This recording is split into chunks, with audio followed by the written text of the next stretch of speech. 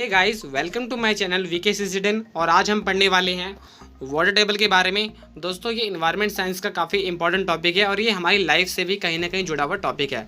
तो दोस्तों, इसी के बारे में आज इस वीडियो में हम पढ़ने वाले हैं। और दोस्तों, उससे पहले अगर आप मेरे चैनल पर नए हो तो मेरे चैनल को सब्सक्राइब कर लेना, वीके सिसिडन को, और बेल आइकन को भी प्रेस कर लेना, जिससे कि आने वाली सारी वीडियोस की अपडेट आपको मिलती जाए। और दोस्तों, आप मेरे को सोशल मीडिया प्लेटफॉर्म पे भी फॉलो कर सकते हो। मेरे इंस्टाग्राम की 2 आईडी है, आप मेरे को दोनों पे फॉलो कर सकते हो। फेसबुक पे भी मेरे को फॉलो कर सकते हो, और टेलीग्राम पे भी मेरे को फॉलो कर सकते हो, और ट्विटर पे भी मेरे को फॉलो कर सकते हो। दोस्तों, अब हम अपने टॉपिक को देखते हैं। जैसे कि आप जानते हैं, आज हम पढ़ने वाले हैं वाटर टेबल। तो मैं थोड़ा सा इसका इंट्रोडक्शन भी आपको बता देता हूँ। तो दोस्तों, the water table is the level at which the ground water is found. दोस्तों, इसका मतलब यह है कि वाटर टेबल एक ऐसा लेवल होता है जहाँ पे हमको ग्राउंड वाटर मिलता है। जैसे कि ज़मीन में जो पानी होता है, जिस लेवल पे वो पानी है ज़मीन के अंदर, उस लेवल को ही हम वाटर टेबल बोलते हैं दोस्तों। और दोस्तों, यहाँ पे सेकंड देखिए, अगर हम high water table is also good for strength of soil. अगर वाटर टेबल का लेवल अगर हाई होगा दोस्तों, तो वो क्या करेगा, वो सोइल के स्ट्रेंथ को अच्छा रहेगा, यानी सोइल के स्ट्रेंथ के लिए सही रहेगा। और जिससे अगर सोइल की स्ट्रेंथ सही रहेगी तो वो ज़मीन उपजाऊ रहेगी। और थर्ड है दोस्तों, water table is also called ground water table. यानी दोस्तों, वाटर टेबल को हम ग्राउंड वाटर टेबल भी बोलते हैं। और यहाँ पे अगर हम नेक्स्ट पढ़ें तो humans sometimes changes water table knowingly usually for industrial purpose. दोस्तों, इसका मतलब क्या बोल रहा है कि जो इंसान होता है वो इंडस्ट्रियल पर्पस के लिए इसको चेंज कर देता है, यानी कि इसको वाटर टेबल को चेंज कर देता है। अब वो कैसे चेंज करता है, इसके लिए हम एक एग्जांपल पढ़ेंगे यहाँ पे। अब मैं आपको एग्जांपल बताता हूँ इसका। If there is deposit of ores below the water table. अब दोस्तों, ये क्या कह रहा है कि अगर वाटर टेबल के नीचे अगर वहाँ पे और डिपॉजिट हो रखा है, a mining company might install pump to remove the water to get the ores. After the project is complete, the water is allowed to flow back into the area. It raises the level again. अब दोस्तों, यहाँ पे क्या होगा, एक mining company आएगी और वो पंप को इंस्टॉल करेगी। अब वो करने के बाद क्या करेगी, वो मान के चलो यहाँ पे और है और ये सारा वाटर है, तो एक माइनिंग कंपनी यहाँ पे पंप इंस्टॉल करेगी। पहले तो इस सारे पानी को बाहर निकाल लेगी। पानी को बाहर निकालने के बाद जब वो इस ओर को निकाल लेगी बाहर, फिर सारे पानी को वापस इसी के अंदर डाल देगी। तो ये प्रोसेस करेगी वो। इससे क्या कर रहा है, वाटर टेबल को चेंज कर रही है। वो जो भी वो माइनिंग कंपनी थी, उसने इस वाटर टेबल को चेंज किया है। किस लिए, ताकि वो और को निकाल सके। तो दोस्तों, ये ह्यूमन एक्शन की वजह से ही उसने वाटर टेबल को डिस्टर्ब कर दिया। और दोस्तों, जैसे कि आपको यहाँ पे डायग्राम में भी दिख रहा होगा, यहाँ पे ये देखिए, ये डायग्राम। तो यहाँ पे देखिए, तो ये देखिए, यहाँ पे ये वाटर होता है और ऊपर ये सरफेस हो गया और यहाँ पे ये वाटर हो गया। तो इसी को हम वाटर टेबल का नाम देते हैं दोस्तों। और दोस्तों, अब हम इसकी डेफिनेशन देख लेते हैं। इसकी डेफिनेशन टोटल यहाँ पे 3 डेफिनेशन आपको मिलेगी, और तीनों में से आप कोई सी भी डेफिनेशन यूज़ कर सकते हो अपने लिए। तो सबसे पहले डेफिनेशन पढ़ेंगे हम। The water table is may be defined as the water table is the level at which the ground water is found. इसका मतलब दोस्तों, आप समझ गए होंगे कि वाटर टेबल एक ऐसा लेवल होता है जहाँ पे हमको ग्राउंड वाटर मिलता है, और उसी को हम वाटर टेबल बोलते हैं। और दोस्तों, दूसरी डेफिनेशन में अगर हम देखें, अ water table is the upper layer of an underground area of water. इसका मतलब क्या है कि अंडरग्राउंड में जहाँ पे वो वाटर है, जहाँ पे वो वाटर है, उसकी जो अपर लेयर होती है दोस्तों, जो उसकी अपर लेयर होती है, उस अपर लेयर को ही हम क्या बोलते हैं, वाटर टेबल बोलते हैं। और दोस्तों, तीसरी डेफिनेशन अगर हम देखें, the level at which the ground water pressure is equal to atmospheric pressure. दोस्तों, इस लाइन को मैं दोबारा पढ़ता हूँ, ये काफ़ी इंपॉर्टेंट लाइन है। The level at which the ground water pressure is equal to atmospheric pressure. यानी जो ग्राउंड वाटर प्रेशर होता है वो किसके इक्वल होता है, एटमॉस्फेरिक प्रेशर के। ये काफ़ी इंपॉर्टेंट लाइन है, इसको याद रखना। और दोस्तों, ये तो होगी दोस्तों डेफिनेशन की बात। अब हम पढ़ते हैं इसकी इंपॉर्टेंस ऑफ वाटर टेबल। जैसे कि मैंने आपको बताया था कि इसको अंडरग्राउंड वाटर भी बोलते हैं। वैसे मैंने ये तो नहीं बताया था, लेकिन इसको अंडरग्राउंड वाटर भी बोलते हैं और वाटर टेबल भी बोलते हैं इसको दोस्तों। ये तो वाटर टेबल है ही, और लेकिन इसको अंडरग्राउंड वाटर भी बोलते हैं। तो दोस्तों, यहाँ पे इसकी कुछ इंपॉर्टेंस है वाटर टेबल की, वो देख लेते हैं हम। तो सबसे पहले इंपॉर्टेंस है, it is the major source of drinking water. अब दोस्तों, जैसे कि मैंने आपको स्टार्टिंग में बताया था कि हमारी लाइफ से जुड़ा हुआ भी टॉपिक है। अब सबसे पहले यहाँ पे देखो, it is the major source of drinking water. यानी ये ड्रिंकिंग वाटर का सबसे बड़ा सोर्सेस है। जो हमें पानी पीने का मिलता है वो वाटर टेबल से ही आता है। सोचिए, तो काफ़ी इंपॉर्टेंट है ये। और दूसरा अगर हम देखें, it is used in agriculture activities. यानी एग्रीकल्चरल जितनी भी एक्टिविटीज़ होती हैं, उन सब में वाटर टेबल का जो वाटर है उसका यूज़ होता है, अंडरग्राउंड वाटर का यूज़ होता है इन सब में। यानी एग्रीकल्चर एक्टिविटीज़ में उनका यूज़ होता है। और अगर हम तीसरा देखें, it is used for industrial purpose. जैसे कि दोस्तों आप जानते हैं कि इंडस्ट्रीज़ काफ़ी ज़्यादा इंक्रीज़ हो गई है आज के टाइम पे, और इंडस्ट्रीज़ में अब जो वाटर की डिमांड है वो भी काफ़ी ज़्यादा इंक्रीज़ हो गई है, तो यहाँ पे भी काफ़ी ज़्यादा यूज़ होता है वाटर टेबल। और दोस्तों उसके बाद अगर हम देखें, it is used in home for washing and bathing. और दोस्तों यहाँ पे अगर आप देखोगे, यानी घरों में भी यूज़ होता है फॉर वॉशिंग के लिए और बाथिंग के लिए, यानी कपड़े धोना हो गया, और जो हम नहाते हैं वो पानी सारा अंडरग्राउंड वाटर ही होता है, तो यहाँ पे भी इसका यूज़ हो गया दोस्तों। और फिर नेक्स्ट है, it is an important part of water cycle, यानी ये वाटर साइकिल का काफ़ी इंपॉर्टेंट पार्ट है। जो वाटर टेबल है वो वाटर साइकिल का काफ़ी इंपॉर्टेंट पार्ट है दोस्तों। वाटर साइकिल मैं इस वीडियो में अभी नहीं बता सकता हूँ, लेकिन मैं इसका कोई सेपरेट वीडियो बना दूंगा, उसमें मैं आपको बता दूंगा कि वाटर साइकिल क्या होता है। लेकिन अभी के लिए तो ये है कि ये जो वाटर टेबल है वो वाटर साइकिल का काफ़ी इंपॉर्टेंट पार्ट होता है। और दोस्तों नेक्स्ट टॉपिक है ग्राउंड वाटर डिप्लेशन। अब दोस्तों हम इसी के बारे में पढ़ेंगे, ग्राउंड वाटर डिप्लेशन के बारे में। The demand of water has increased during the last a few years. This has led to the water scarcity in many parts of the world. It has put the pressure on ground water resources. दोस्तों इसका मतलब ये है कि कुछ सालों से water की डिमांड ज़्यादा बढ़ी है, और इसी डिमांड बढ़ने की वजह से यानी वर्ल्ड के कुछ हिस्सों में वाटर की प्रॉब्लम हो गई है, क्योंकि अब डिमांड बढ़ रही है तो वो वाटर रिसोर्सेज पे भी क्या करेगा, प्रेशर डालेगा। अगर वो वाटर के रिसोर्सेज पे प्रेशर डालेगा तो अल्टीमेटली वो ग्राउंड वाटर डिप्लेशन करेगा, यानी वहाँ पे ग्राउंड वाटर डिप्लेशन पे एक रोल प्ले करेगा। और दोस्तों हम कुछ पॉइंट्स को पढ़ते हैं। India faces crisis of fresh water, यानी इंडिया भी जो है वो फ्रेश वाटर के लिए काफ़ी ज़्यादा मतलब दिक्कत हो रही है इंडिया में फ्रेश वाटर को लेकर। अब वो किस वजह से हो रही है, due to improper management of water resources and environment degradation. Because of India में जो क्या है वो वाटर रिसोर्सेज के लिए और इन्वायरमेंट डिग्रेडेशन के लिए जो मैनेजमेंट है वो अच्छा नहीं है, वो इम्प्रॉपर मैनेजमेंट है। इसी वजह से यहाँ पे फ्रेश वाटर की काफ़ी ज़्यादा दिक्कत है।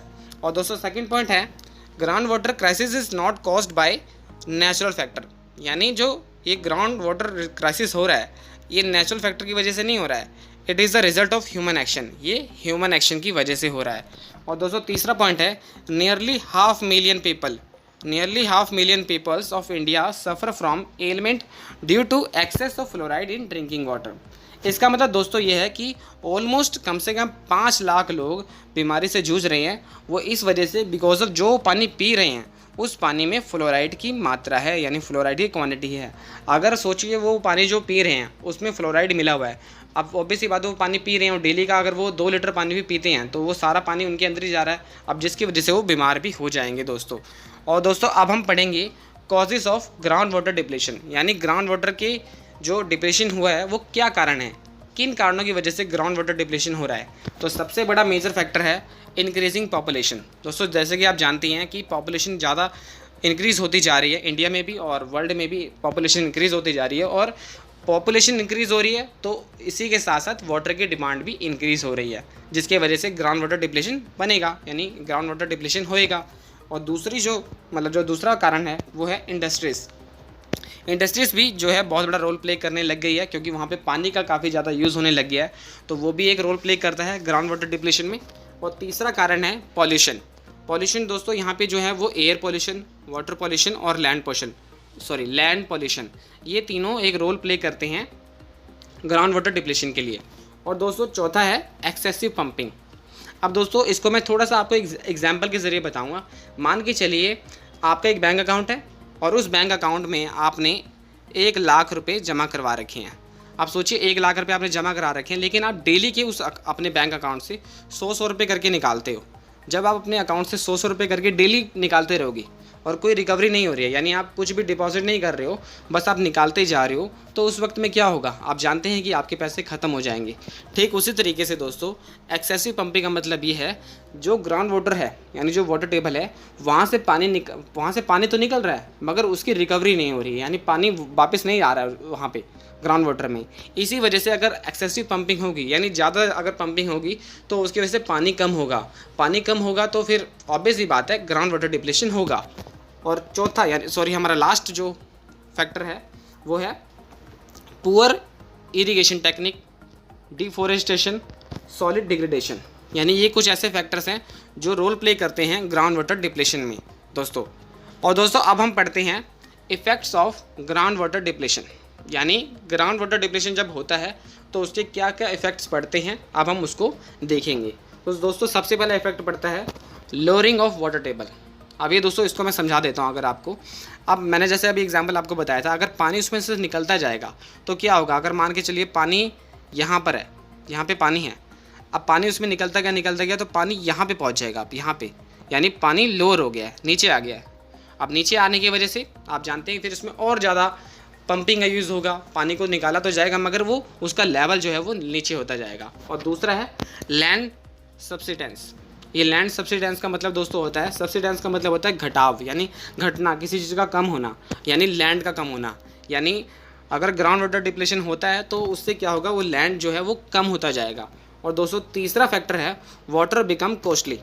अब दोस्तों ये कैसे होता है, अब जैसे कि मैंने आपको बताया यहाँ पे कि अगर जो लेवल है उसका अगर कम होगा, अगर वाटर टेबल का लेवल कम होगा तो इससे होगा क्या, जो कंपनीज़ होती हैं जो वाटर को वहाँ से पंप करके निकालेंगी, अब उनको और ज़्यादा पैसे लगाने पड़ेंगे उस पानी को नीचे, क्योंकि पानी नीचे चला गया और पानी अगर नीचे चला गया तो वो और पंपिंग करेंगे और पंपिंग का यूज़ करेंगे, जिसकी वजह से क्या होगा, जो वाटर है उसकी कॉस्ट पे फ़र्क पड़ेगा और वाटर जो है उसका जो रेट है वो बढ़ जाएगा, यानी वाटर कॉस्टली हो जाएगा।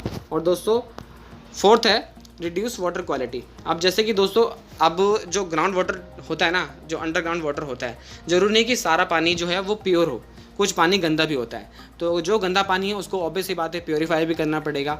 अब वो प्योरीफाई फ्री में तो होगा नहीं, कंपनी उसको प्योरीफाई कर रही तो अपना पैसा खर्च कर रही है, वो मैटर नहीं करता कि पैसा खर्च कर रही है, लेकिन जो प्रोसेस कर रही है पूरा, वो इतनी सारी मशीनें यूज़ कर रही है, उसको प्योरीफाई कर रही है। प्योरीफाई करने में पानी तो साफ़ हो जाएगा, लेकिन उसके मिनरल्स होते हैं, जो उसकी क्वालिटी होती है वो रिड्यूस हो जाती है। तो यहाँ पे हो गया जो वाटर की क्वालिटी ऑब्वियसली बात रिड्यूस होंगे, लेकिन फिर भी वो यूज़ तो करा ही जाता है, लेकिन ये है कि वाटर की जो क्वालिटी है वो रिड्यूस हो जाती है। और नेक्स्ट है reduction of water in reverse. दोस्तों अब ये मैं आपको बताना चाहता हूँ कि जो रिवर्स होती हैं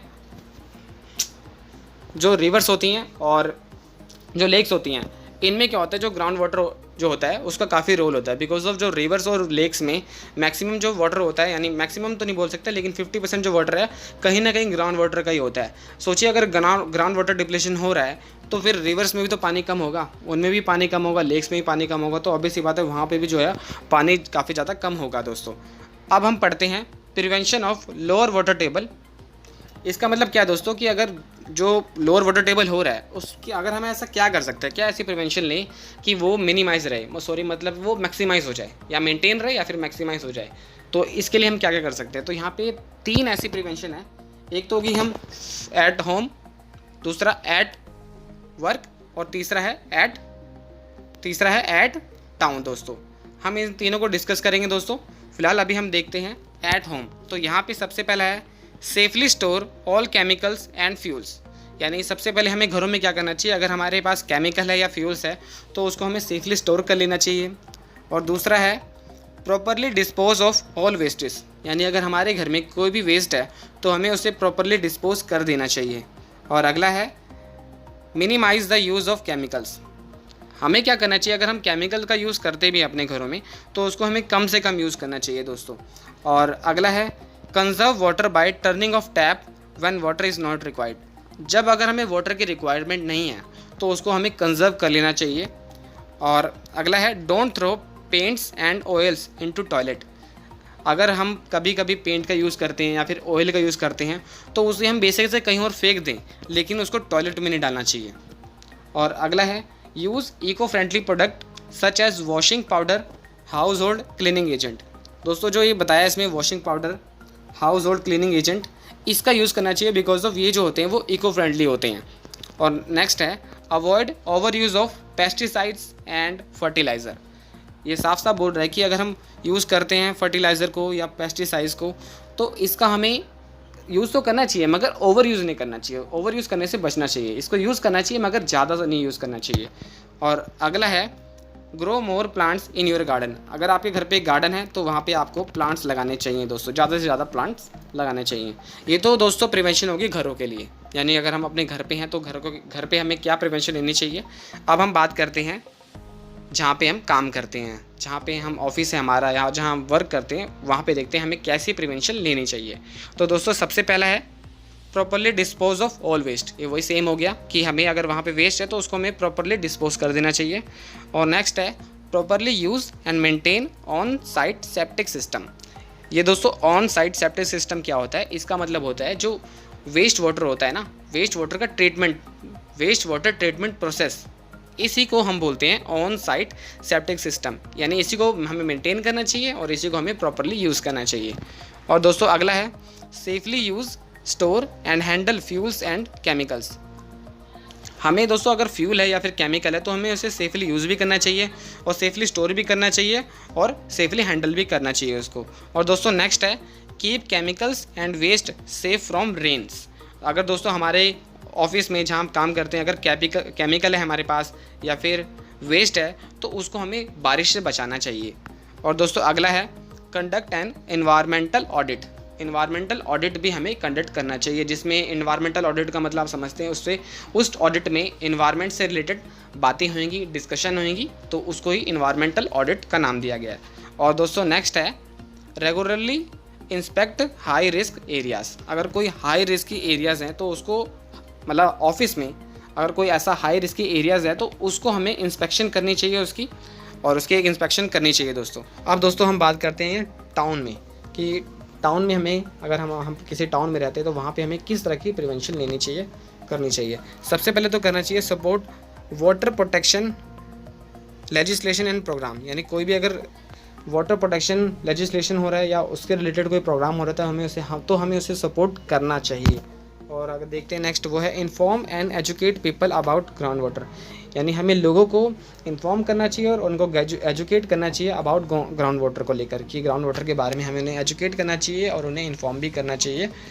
और नेक्स्ट है दोस्तों इंस्पेक्ट इम्पॉर्टेंट वेल फील्ड। यानी जो भी इंपॉर्टेंट वेल फील्ड होगी उसको भी हमें इंस्पेक्शन करना चाहिए, उसको भी हमें इंस्पेक्ट करना चाहिए।